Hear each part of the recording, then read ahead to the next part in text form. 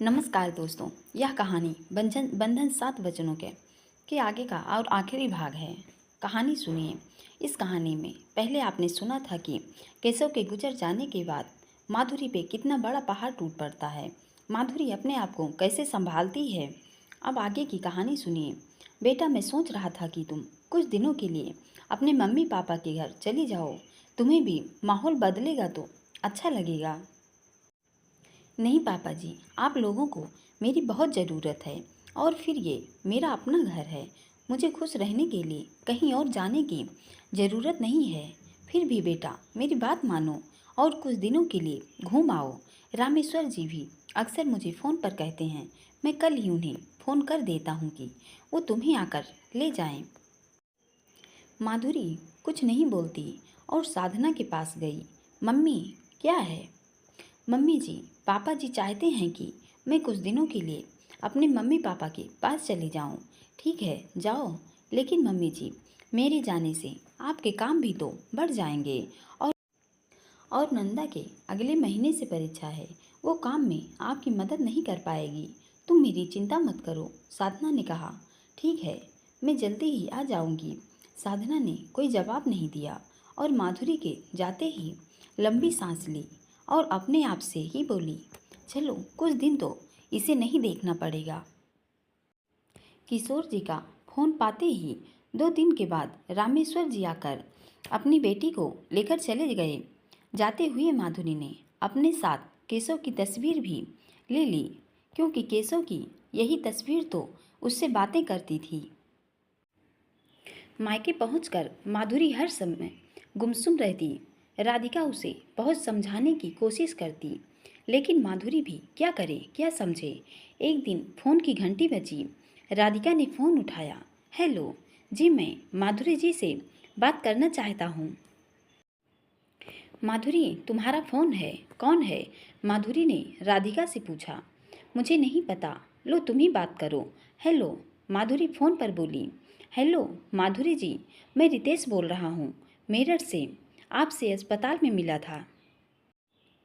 ओह, आप कैसे हैं आप? जी मैं ठीक हूँ। आज किसी काम से दिल्ली आया था, सोचा आपसे मिल लूँ। जी आपको मेरा फ़ोन नंबर। जी, आपके ससुराल में फ़ोन किया था तो उन्होंने बताया आप भी दिल्ली में हैं, बस वहीं से आपका नंबर ले लिया।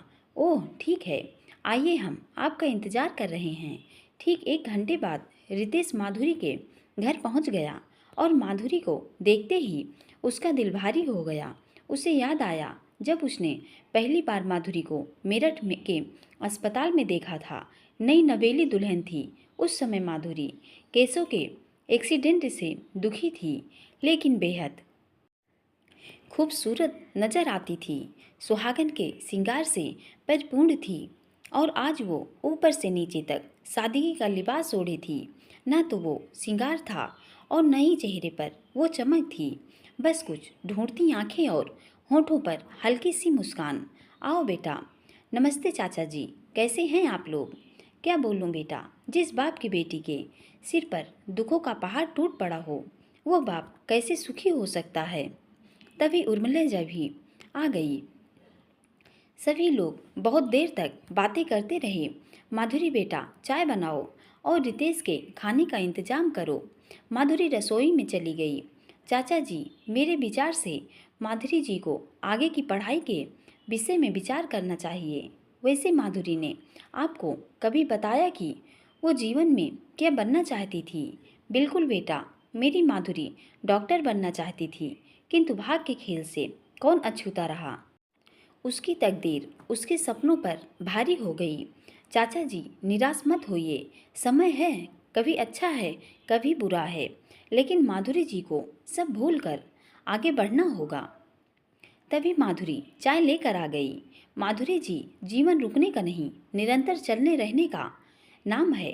केशव की यादें आपको आत्मिक सुख दे सकती हैं, लेकिन इन यादों को पैरों की बेड़ी बनाना ठीक नहीं। जीवन में आगे बढ़िए। रितेश ने माधुरी को समझाते हुए कहा। माधुरी चुपचाप वहीं खड़ी रही। माधुरी, राधिका क्या कर रही है? जी मम्मी, दीदी खाना बना रही हैं। थोड़ी देर बाद सबके साथ में खाना खाया और रितेश फिर का वादा करके चला गया। रितेश के जाते ही माधुरी, रितेश ठीक कह रहे हैं, तुम्हें अपने भविष्य के बारे में सोचना चाहिए। अगर तुम चाहो तो अपनी आगे की पढ़ाई पूरी कर सकती हो। नहीं पापा जी, अब मेरे जीवन के सिर्फ एक मकसद है, केशव के परिवार की देखभाल करना। पापा जी, मैं उनका इतना ख्याल रखूंगी कि वो मुझे अपनी बहू से बेटी मानने लगेंगे। माधुरी बेटा, ये तुम्हारी भावना है बेटा, लेकिन जरूरी तो नहीं। और फिर मैंने साधना जी को और नंदा को देखा है। नंदा तो उस हादसे के लिए तुम्हें ही दोषी मानती है। उर्मिला ने कहा। मम्मी, नंदा अभी बच्ची है। और फिर पापा, मैंने केशव को वचन दिया था। माधुरी अपनी बात कहते कहते रो पड़ी। ठीक है बेटा, जैसी तुम्हारी इच्छा, कहकर रामेश्वर जी चुप हो गए। समय अपनी रफ्तार से आगे बढ़ रहा था। माधुरी को ससुराल से आए 6 महीने से अधिक हो गए थे। ससुराल से किसी ने उसकी सुध नहीं ली। वो ही फोन करके हाल चाल लेती रही। कुछ दिन वो साधना जी न उनका फ़ोन उठाया, किंतु बाद में या तो वो फ़ोन नहीं उठाती या फिर हाँ ना करके बात खत्म कर देती। नंदा में भी कभी माधुरी से बात नहीं की। एक बार रीना बुआ का फ़ोन आया तो उन्होंने बताया था कि किशोर जीजा जी की तबीयत ठीक नहीं है। और माधुरी ने जब किशोर की तबीयत पूछने के लिए फ़ोन किया तो मैं ठीक हूँ कहकर बहुत संक्षिप्त में बात की। एक दिन, मम्मी जी, मुझे आपसे कुछ कहना है, माधुरी ने कहा। बेटा, मुझे भी तुमसे कुछ बात करनी है। बेटा, तुम क्या करना चाहती हो? मम्मी, मैं अपने घर जाना चाहती हूँ। मुझे पापा मम्मी की बहुत याद आ रही है। पर बेटा, ऐसे जाना क्या अच्छा लगता है क्या? मम्मी, वो मेरा घर है, मुझे भी उनका इंतज़ार रहता है। पर मम्मी, मेरे तो नसीब में ही इंतज़ार लिखा है, कभी ख़त्म न होने वाला इंतज़ार। जानती हूँ अब केशव कभी नहीं आएगा, फिर भी उनका इंतज़ार रहता है कि शायद कभी आकर वो मुझे चौंका दें। और फिर पापा जी तो बीमार रहते हैं, वो मुझे कैसे लेने आ सकते हैं। बहुत सोचा, फिर यही फैसला किया कि मुझे स्वयं चले जाना चाहिए। ठीक है बेटा, मैं तुम्हारे पापा से बात करूँगी।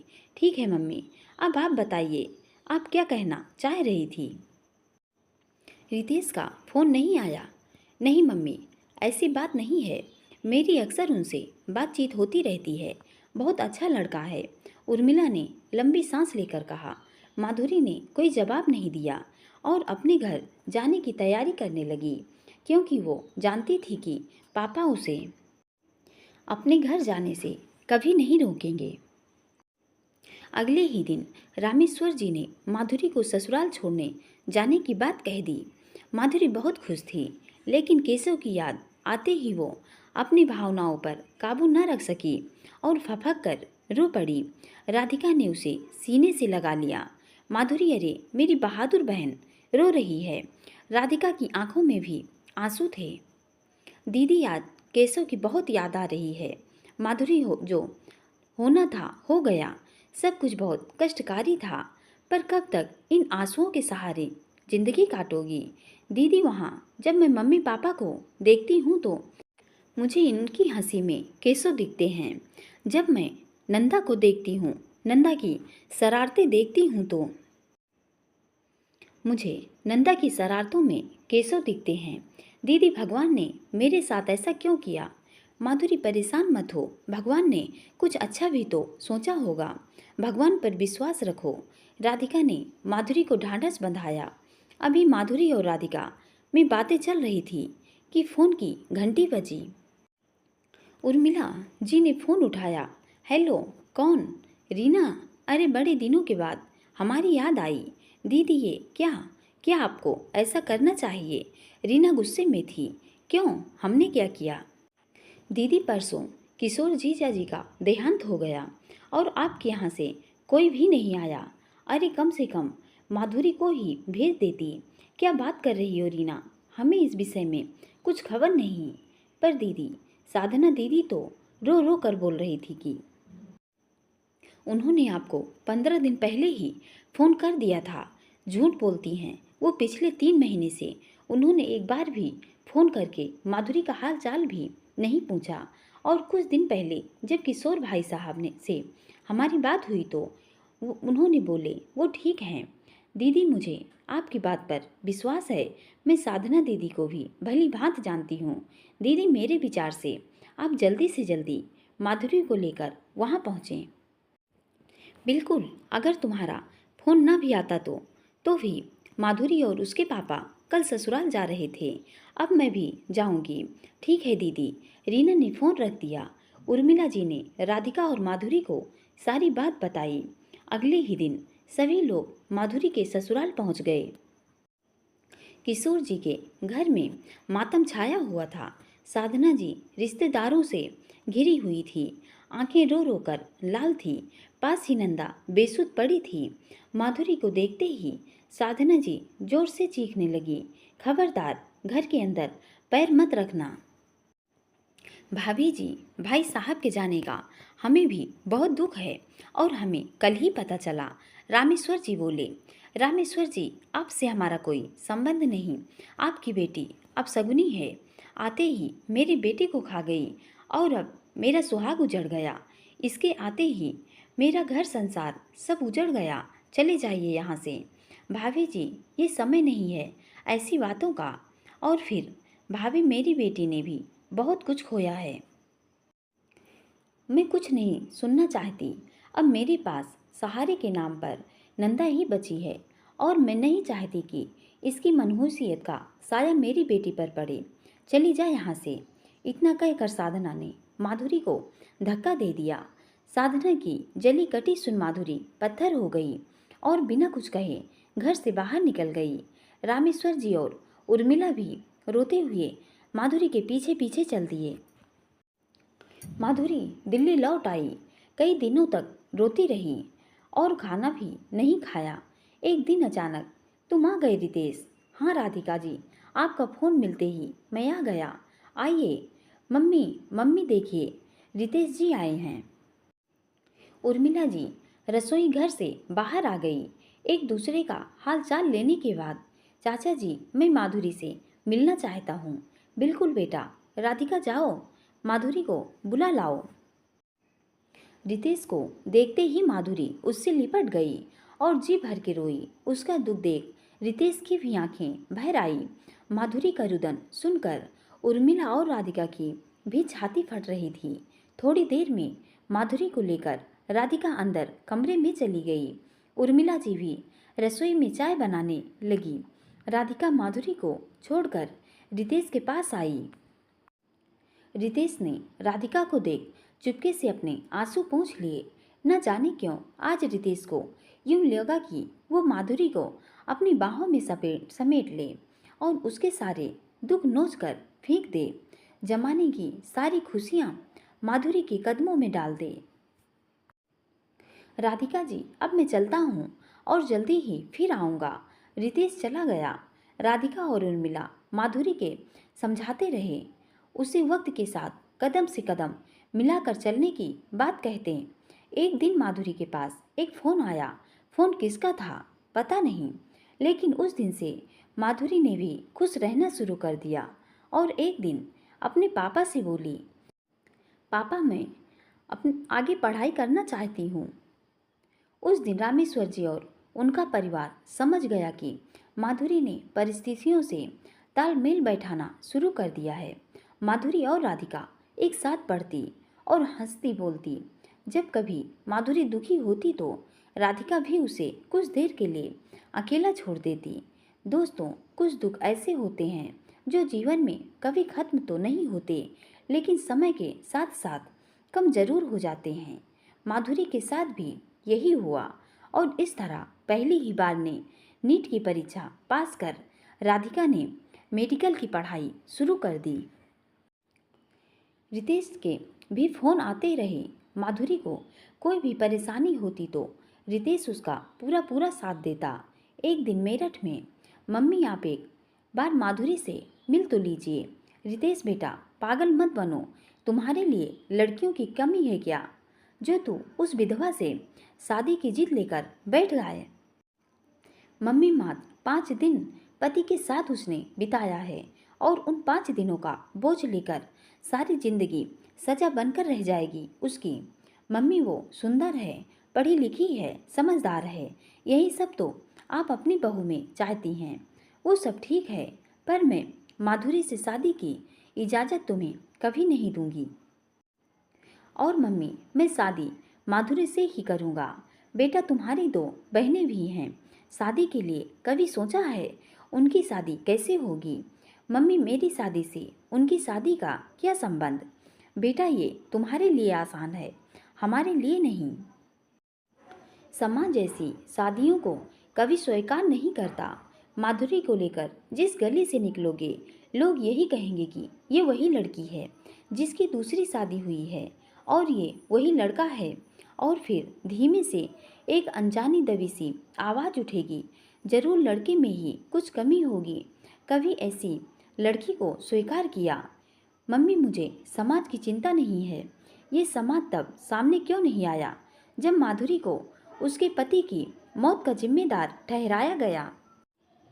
उसे धक्के मारकर घर से निकाल दिया गया, और भगवान न करे ऐसा कोई हादसा हमारी अनु या प्रिया के साथ हो जाता तो भी आप ऐसा ही सोचती। रितेश, ऐसी अशुभ बातें करते हुए तुम्हें शर्म नहीं आती। मम्मी, शुभ अशुभ कुछ भी नहीं होता, सब हमारे मन की भावनाएं हैं। और फिर जो बात सुनकर आप इतनी नाराज हो रही हैं, वो माधुरी पर बीत रही है। मम्मी, आपके लिए समाज ज़्यादा ज़रूरी है या मेरी खुशियाँ। मम्मी, मेरी खुशी माधुरी में है, पर बेटा ये प्यार कहीं दया तो नहीं। नहीं मम्मी, दया नहीं, ये प्यार है मम्मी, जो हमारे सुख दुख साझा करने से उत्पन्न हुआ है। मम्मी, मैं उसकी भावनाओं का साझी हूँ, उसकी तकलीफ़ें मुझे महसूस होती हैं। उसी आंखों में आंसू देखकर मेरी आंखें भी भर आती हैं। मम्मी, जब वो अपनी परेशानी मुझे बताती है तो मैं उसकी समस्या सुलझाने के लिए बेचैन हो जाता हूँ। मम्मी, मैं माधुरी से बहुत प्यार करता हूँ और शादी भी उसी से करूँगा। सुमन जी थोड़ी देर के लिए खामोश हो गई, फिर बोली, ठीक है बेटा, मैं तुम्हारे पापा से बात करूँगी। रितेश खुश हो गया। उसे पूरा विश्वास था कि उसके पापा शंकर कभी भी इस शादी से इनकार नहीं करेंगे। रितेश के पिता अनिरुद्ध इंटर कॉलेज में शिक्षक थे और समय के साथ चलने में विश्वास रखते थे। सुमन ने अनिरुद्ध को सारी बात बताई तो अनिरुद्ध बोले, ठीक है, रितेश से कहो मुझसे बात करें। थोड़ी देर बाद रितेश अनिरुद्ध जी के पास पहुंच गया। देखो बेटा रितेश, तुम जो कदम उठाने जा रहे हो वो आसान नहीं है। हमारे समाज में विधवा विवाह एक ऐसी समस्या है जिसे खत्म करना तो सब चाहते हैं। विधवा स्त्री से सभी सहानुभूति रखते हैं, लेकिन जब बात अपने ऊपर आती है तो लोग पीछे हट जाते हैं। बेटा, तुम्हारी माँ भी उन्हीं लोगों में से एक है, पर मुझे खुशी है कि तुमने मेरी शिक्षा का मान रखा है। लेकिन बेटा, तुम्हारा ये निर्णय भी आसान नहीं है। तुम्हें लोगों के कटाक्ष का सामना करना पड़ेगा। क्या ऐसे में तुम अपने निर्णय और प्यार पर कायम रह पाओगे? जी पापा जी, मैंने बहुत सोच समझकर ये निर्णय लिया है। मुझे आपकी शिक्षा और आपके ऊपर पूरा विश्वास है। तो फिर ठीक है, हम माधुरी से भी मिलना चाहते हैं। धन्यवाद पापा, मुझे आपसे यही उम्मीद थी। पापा जी, अभी रामेश्वर चाचा को खबर कर देता हूँ कि हम उनसे मिलने आ रहे हैं। 2 दिन बाद रितेश अपने पापा के साथ रामेश्वर जी के घर पहुँच गए। मम्मी, रितेश के मम्मी पापा क्यों आए हैं? माधुरी ने उर्मिला से पूछा। पता नहीं बेटा, हो सकता है यहाँ किसी से मिलने आए हों और इसलिए हमसे मिलने आ गए हों। सारी औपचारिकता खत्म होने के बाद, बेटा माधुरी, हम यहाँ तुमसे ही मिलने आए हैं और मैं जो भी कहूँगा स्पष्ट कहूँगा। बेटा, तुम्हें रितेश बहुत पसंद करता है। क्या तुम भी उससे शादी के लिए तैयार हो? जी चाचा जी, आप ये क्या कह रहे हैं? मुझे इस विषय में कुछ भी नहीं पता। ठीक है बेटा, कोई बात नहीं, बात को बदल कर करता हूँ। क्या तुम मेरे बेटे से शादी करोगी? माधुरी ने रामेश्वर जी की ओर देखा। रामेश्वर जी मंद मंद मुस्कुरा रहे थे। शायद ये बात उन्हें पहले से ही पता थी। जी पापा जी, वो मेरी पढ़ाई। माधुरी की आवाज़ लड़खड़ा रही थी। कोई बात नहीं बेटा, तुम एक शिक्षक की बहू बनने जा रही हो। तुम्हारी पढ़ाई पर कोई रुकावट नहीं आएगी। जी मैं रितेश जी से अकेले में बात करना चाहती हूँ। ठीक है बेटा, हमें कोई आपत्ति नहीं है। बस तुम शादी के लिए मना मत करना, क्योंकि हमारा बेटा तुम्हें बहुत पसंद करने लगा है। सुमन ने हंसते हुए कहा। सुमन की बात सुनकर सभी लोग मुस्कुरा दिए। माधुरी, मैं तुम्हें बहुत पसंद करता हूँ और अपना सारा जीवन तुम्हारे साथ बिताना चाहता हूँ, रितेश ने माधुरी की आंखों में देखते हुए कहा। रितेश जी, मैं आपसे शादी नहीं कर सकती। पर क्यों? रितेश जी, आपके एक फ़ोन ने मेरी सोच को एक दिन में बदल दिया।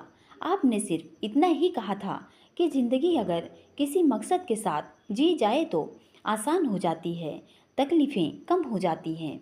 बस उसी दिन से मैंने अपनी ज़िंदगी का एक मकसद बना लिया, क्योंकि भगवान ने जो जीवन दिया है उसे जीना ही पड़ेगा। और फिर डॉक्टर बन के लोगों की सेवा करने का निर्णय लिया। धीरे धीरे मैं खुश रहने लगी, लेकिन इसका मतलब ये नहीं कि मैं केशव को भूल गई हूँ। रितेश जी, मैंने केशव को वचन दिया था कि मैं जीवन भर उसके परिवार को अपना परिवार मानूंगी। उनकी जिम्मेदारी मेरी जिम्मेदारी होगी और फिर पूरे परिवार की जिम्मेदारी मेरे कंधे पर डाल के भगवान के पास चले गए। मैं उनको दिया वचन नहीं तोड़ सकती रितेश। वो मुझे अपना नहीं मानते, पर मेरे लिए वो सर्वोपरि हैं। मैं आपसे शादी नहीं कर सकती। रितेश, माधुरी किस दुनिया से जी रही हो? होश में आओ। केशव इस दुनिया से जा चुके हैं और उनका परिवार भी तुम्हें पूरी तरह से भुला चुका है। इंसानियत के नाते मैं तुम्हें कभी नहीं रोकूंगा उस परिवार का ख्याल रखने के लिए, बल्कि तुम्हारा साथ दूंगा। किंतु वचन के लिए अपनी सारी जिंदगी एक कुएं का मेढक बनकर रह जाना क्या ठीक है? माधुरी, जिंदा दिली से जियो। जिंदगी उतनी कठिन भी नहीं जितना हम समझ लेते हैं। जिंदगी बहुत आसान है, बस जीने की कला आनी चाहिए। जीवन की चुनौतियों का सामना करना चाहिए। शादी का मतलब बंधन नहीं होता माधुरी। शादी का मतलब है जब दो लोग मिलकर जिंदगी को खुशहाल बनाते हैं, जिंदगी को और आसान बनाते हैं। ये मेरे विचार हैं और मेरी तरफ से तुम्हें कभी कोई तकलीफ नहीं होगी। तुम्हें वो सारी खुशियाँ दूंगा जिसकी तुम हकदार हो, बाकी तुम्हारी मर्जी। इतना कहकर रितेश कमरे के बाहर चला गया और माधुरी की निगाहें दीवार पर लगी केशव की तस्वीर पर टिक गई। माधुरी बहुत देर तक रितेश की बातों पर विचार करती रही और फिर केशव की तस्वीर दीवार से निकालकर अलमारी में रख दी और चल पड़ी जीवन की अगली पारी खेलने। माधुरी ने शादी के लिए हाँ कर दी है। सभी लोग बहुत खुश थे। राधिका भी माधुरी के निर्णय से बहुत खुश थी, क्योंकि राधिका ने भी खुद से वादा किया था कि जब तक माधुरी का दूसरा घर नहीं बस जाता वो भी शादी नहीं करेगी। रामेश्वर जी और उर्मिला ने बहुत कोशिश की, लेकिन राधिका अपनी बात पर अडिग रही। माधुरी की शादी बहुत धूमधाम से हुई। केशव के घर भी निमंत्रण पत्र भेजा गया, लेकिन वहां से कोई भी नहीं आया और फिर माधुरी अपनी नई ससुराल मेरठ आ गई। वैसे तो मेरठ से उसकी बहुत दुखद यादें जुड़ी हुई थी, लेकिन उसे बहुत कुछ भूलना था और वो इसकी कोशिश भी कर रही थी। ससुराल में माधुरी को भरपूर प्यार और सम्मान मिल रहा था। अनिरुद्ध जी का परिवार उसे महसूस नहीं होने देता कि उसका एक दर्द भरा इतिहास भी है। किसी परिवार में इतना प्यार, वो भी बहू के लिए, माधुरी ने तो सोचा भी नहीं था। और अगर अभी कोई माधुरी के अतीत या माधुरी और रितेश के रिश्ते के विषय पर सवाल भी उठाता तो स्वयं सुमन जी आगे बढ़कर जवाब दे देती। इस तरह से धीरे धीरे लोगों ने बातें बनाना भी बंद कर दिया। माधुरी की शादी के 5 साल हो गए थे। उसकी मेडिकल की पढ़ाई भी पूरी हो गई थी और अब वो मेरठ के ही एक अस्पताल में नौकरी भी कर रही थी। यहाँ भी उसे अपने परिवार का पूरा सहयोग मिला। केशव को याद करती तो उसे महसूस होता कि वो रितेश के प्यार से अन्याय कर रही है। बस इसी सोच के साथ धीरे धीरे उसने केशव को अपने दिमाग से भी निकाल दिया। केशव उसकी जिंदगी में एक हवा का झोंका मात्र था जो उसे छूकर गुजर गया था। अब तो बस वो और रितेश दोनों दोस्तों, इसी का नाम जिंदगी है। माधुरी की दोनों नंदों की शादी हो चुकी थी। माधुरी की शादी के कुछ महीनों के बाद ही राधिका की भी शादी हो गई। एक दिन की बात है, अस्पताल में राउंड पर निकली हुई थी माधुरी। अपने स्वभाव के कारण सभी मरीज और अस्पताल के अन्य कर्मचारी इसे बहुत पसंद करते थे। एक मरीज को देख राधिका बोली, दादी अब आप बिल्कुल ठीक हो गई हैं, अब आप घर जा सकती हैं। अरे बिटिया, सब तुम्हारी देखभाल का और प्यार का असर है कि यमदूत भी दरवाजे से लौट गए। हमने तो उम्मीद ही छोड़ दी थी। नहीं दादी, अभी तो आपको बहुत जीना है। अभी आपकी उम्र भी क्या है? उत्तर दादी बड़े भोलेपन से बोली। दादी की बात सुनकर सभी लोग हंस दिए। गुप्ता जी, आपकी माँ बिल्कुल ठीक हैं, आप आज ही इन्हें घर ले जा सकते हैं। इतना कहकर माधुरी अगले मरीज की ओर बढ़ चली।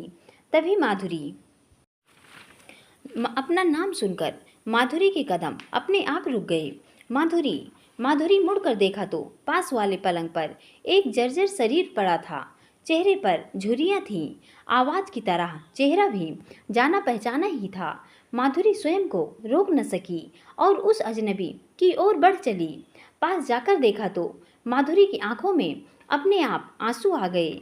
माधुरी ने स्वयं की भावनाओं पर काबू किया और बोली, माधुरी आप यहाँ, और ये कौन है? माधुरी ने बिस्तर पर पड़े मरीज की ओर देखकर पहचानने की कोशिश की। हाँ बेटा, मैं, और ये नंदा है। ये महिला और कोई नहीं, साधना जी थी, माधुरी की पहली सास, केशव की माँ। बेटा, ये हमारी नंदा है। इसके ऊपर चाकू से हमला हुआ है। एक लड़के ने कल रात इसे चाकू मार दिया। ठीक है, आप अब परेशान मत होइए। नर्स रात में कौन से डॉक्टर की ड्यूटी पर तैनात थे? मैडम, कल रात डॉक्टर शर्मा ड्यूटी पर थे। ठीक है, आप निश्चित रहिए, नंदा को कुछ भी नहीं होगा। मैं अभी डॉक्टर से बात करती हूँ। माधुरी चली गई। साधना जी माधुरी को जाते हुए देखती रही। थोड़ी देर बाद डॉक्टर माधुरी, नंदा की हालत कल रात बहुत खराब थी और ये पुलिस केस भी है। डॉक्टर, अभी नंदा की क्या स्थिति है? अभी कुछ कहा नहीं जा सकता। डॉक्टर, मैं उसकी केस फाइल करना चाहती हूँ और उसका केस खुद अपने हाथों में लेना चाहती हूँ, अगर आपको कोई आपत्ति ना हो तो। डॉक्टर माधुरी, मुझे कोई आपत्ति नहीं है, लेकिन एक सवाल, क्या मरीज से आपका कोई खास रिश्ता है? रिश्ता उस वादे का है जो मैंने वर्षों पहले किसी से किया था, लेकिन शायद ठीक से निभा नहीं पाई। ठीक है, आपको मैं ये केस सौंप रहा हूँ। मुझे आप पर पूरा विश्वास है। अभी डॉक्टर शर्मा और माधुरी में बातें चल रही थी कि नर्स दौड़ते हुए केबिन में आई। डॉक्टर, कल रात वाले मरीज की हालत बहुत बिगड़ गई है, उसे खून की उल्टी हो रही है। कौन, नंदा? माधुरी ने नर्स से पूछा। हाँ डॉक्टर, वही लड़की जिसकी माँ अभी थोड़ी देर पहले से बात कर रही थी। माधुरी और डॉक्टर शर्मा दौड़कर नंदा के पास पहुँचे, लेकिन तब तक नंदा दम तोड़ चुकी थी। डॉक्टर, यूं अचानक? माधुरी ने धीरे से पूछा। हाँ, इनके पेट में गहराई से घाव होने के कारण, पेट के अंदर अधिक रक्त स्त्राव होने के कारण हुआ था। माधुरी की आंखों से आंसू बह चले। साधना जी बार बार रो रही थी। उनका एकमात्र सहारा नंदा भी उन्हें छोड़कर जा चुकी थी। आज एक बार फिर माधुरी को केशव को दिया वचन याद आ गया। आज उसे एहसास हुआ कि वो कितनी स्वार्थी है। आपने अपने स्वार्थ के लिए उसने केशव के परिवार को बेसहारा छोड़ दिया था और इसलिए आज नंदा और साधना जी इस हालत में हैं। आज माधुरी की आत्मा उसे धिक्कार रही थी। माधुरी, मेरी नंदा चली गई, मेरी बेटी मुझे अकेला छोड़कर चली गई। साधना की रुदन सुनकर आने जाने वाले की आंखें नम हो जाती थी। थोड़ी देर में पुलिस भी आ गई और नंदा के शव को पोस्टमार्टम के लिए भेज दिया गया। अब सवाल ये था कि साधना जी कहाँ जाएं? वैसे तो उनका अपना घर भी था, किंतु इस हालत में उन्हें अकेला छोड़ना भी ठीक नहीं था। माधुरी ने स्वयं को संभाला और रितेश को फ़ोन लगाया। हेलो, अरे वाह, आज डॉक्टर साहिबा ने इस वक्त हमें याद किया। रितेश, क्या हो? आप दुकान बंद करके घर आ सकते हैं। क्यों माधुरी, क्या हुआ? तुम उदास क्यों हो? रितेश, कृपया करके जल्दी से घर आइए। पर क्या हुआ, कुछ तो बताओ। आज तुम्हारी माधुरी को तुम्हारी ज़रूरत है। कहते कहते माधुरी रो पड़ी। देखो माधुरी, रो मत, मैं अभी घर पहुंचता हूं। रितेश घबरा कर घर पहुंचता है। मम्मी, माधुरी, माधुरी कहाँ है? क्या हुआ बेटा? हेलो माधुरी, कहाँ हो? जी अभी रास्ते में हूँ, बस पहुँचने वाली हूँ। थोड़ी देर बाद माधुरी घर पहुँच गई। साथ में साधना भी थी। दोनों की आंखों में आंसू थे। क्या हुआ माधुरी? और ये कौन है? रितेश ने साधना को गौर से देखा। आप यहाँ? रितेश, आप लोग बैठिए, मैं अभी आती हूँ। माधुरी अपने कमरे में चली गई। सुमन जी और अनिरुद्ध भी ये सब देख सुन रहे थे।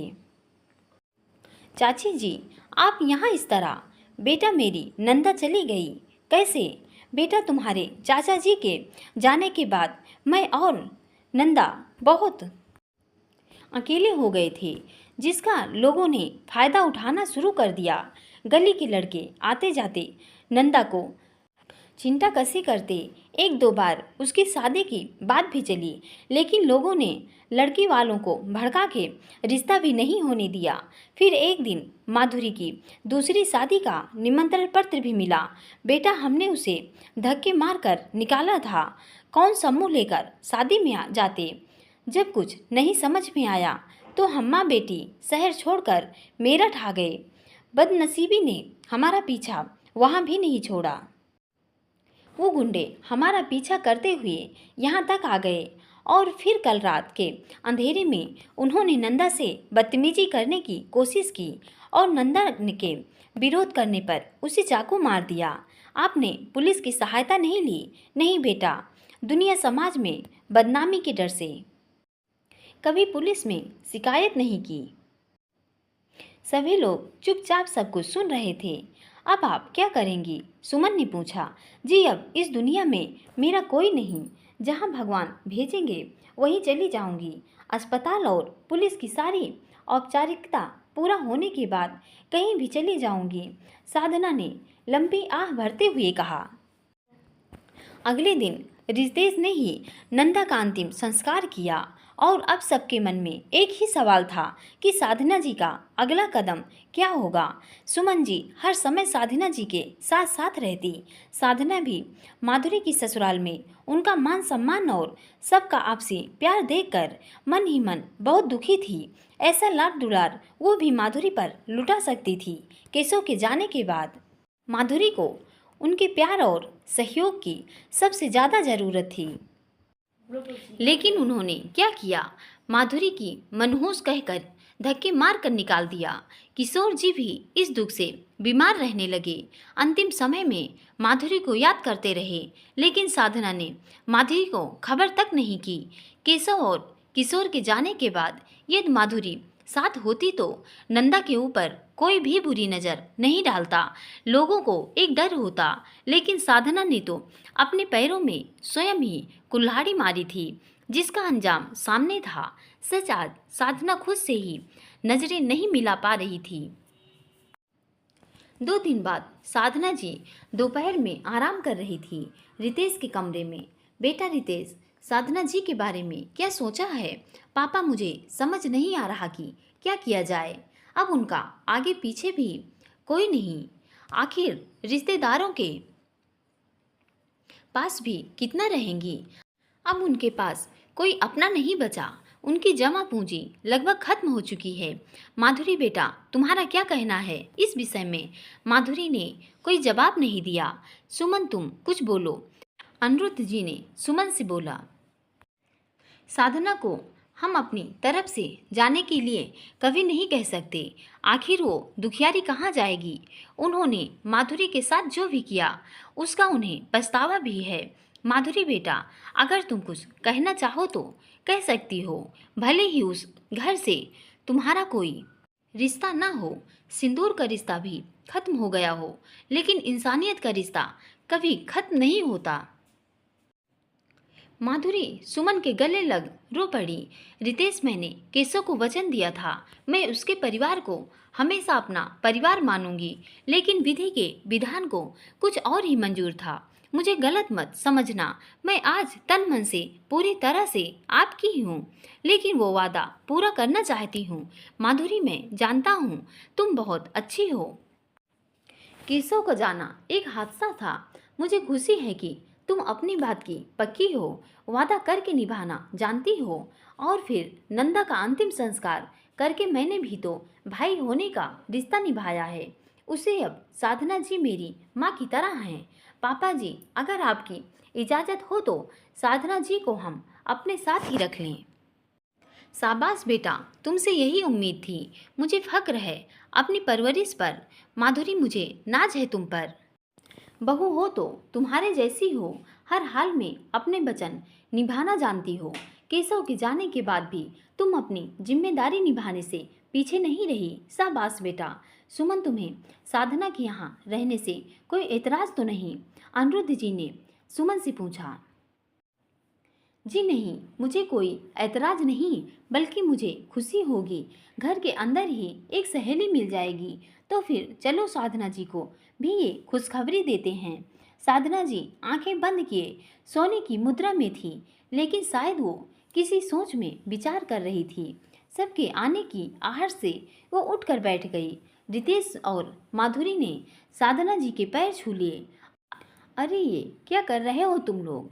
साधना जी ने धीरे से पूछा। अपनी माँ से आशीर्वाद ले रहे हैं। मैं कुछ समझी नहीं। साधना जी, आज से आप इसी घर में रहेंगी। आपको कहीं भी जाने की ज़रूरत नहीं है। आज से आप मेरी छोटी बहन हैं और ये आपके बेटे बहू हैं। किस्मत का खेल देखिए, एक बार फिर आपकी बहू आपके पास आ गई।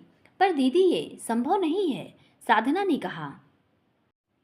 साधना, तुम जैसे सुमन की बहन हो, वैसे ही मेरी भी बहन हो, और हम में से आपके यहाँ रहने पर किसी को भी कोई आपत्ति नहीं है, बल्कि हमें खुशी होगी कि मेरे बेटा बहू आपकी जिम्मेदारी पूरी ईमानदारी से उठाएंगे। साधना के पास अनिरुद्ध की बात का कोई जवाब न था। उसने माधुरी को गले से लगा लिया और रितेश के सिर पर हाथ फेर कर बोली, आज मुझे मेरा बेटा केशव और बहू माधुरी वापस मिल गए। दोस्तों, कोई भी समस्या इतनी बड़ी नहीं होती कि सुलझाई न जा सके। समस्या सुलझाने के लिए हमारा सकारात्मक होना बहुत ज़रूरी है। हर बात को देखने का नज़रिया सकारात्मक होना चाहिए। और रितेश, माधुरी, अनिरुद्ध, सुमन अब सभी सकारात्मक सोच रखते थे, इसलिए सुखी थे। और साधना जी की नकारात्मकता ही उनके दुख का कारण बनी। आपको कैसे खुश और सुखी रहना है, ये आपकी सोच पर निर्भर करता है। माधुरी जैसी लड़कियों को भी समाज में जीने का पूरा अधिकार है। शिक्षा का मतलब विचारधारा के बदलाव और अपने जीवन शैली से उस विचारधारा को अमल में लाना होना चाहिए। और इसके लिए युवाओं का आगे आना बहुत ज़रूरी है। युवा जब सकारात्मक रूप से बदलेगा तभी समाज भी बदलेगा। एक दूसरे के सहयोग से ही समाज बदलेगा, तभी समाज सही मायने में तरक्की करेगा। पूरी कहानी सुनने के लिए दोस्तों बहुत बहुत धन्यवाद। आज या बंधन 7 फेरों का ये कहानी आज यहीं पर ख़त्म होती है। आप लोगों ने इस कहानी को बहुत अपनापन दिया और आशा करती हूँ कि आगे ऐसी कहानियाँ आप लोगों को सुनाती रहूँगी। धन्यवाद।